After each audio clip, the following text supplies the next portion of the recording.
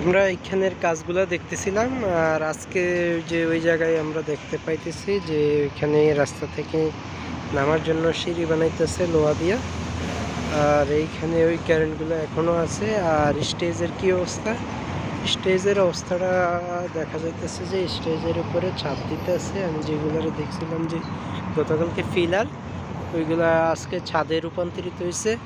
যেহেতু আজকে হচ্ছে বৃহস্পতিবার আর হাতে তেমন সময় নাই, সময় মাত্র হচ্ছে একদিন, কালকে শুধু শুক্রবার এবং শনিবার হচ্ছে সন্ধ্যার সময় যেহেতু কনসার্ট। সো সেই কারণে এখন প্রায় প্রস্তুতির শেষ, শুধু আগামীকাল রয়েছে তাদের হাতে, যার কারণে আজকে অনেক ভালোভাবে কাজ শেষ করার চেষ্টা করতেছে। এবং অনেক ভারী ভারী যন্ত্রপাতি এবং ভারী ভারী লাইটিং। এই যে এইখানে যে মেশিনটা আমরা দেখতে পাইতেছি এটা হচ্ছে লাইটিংয়ের।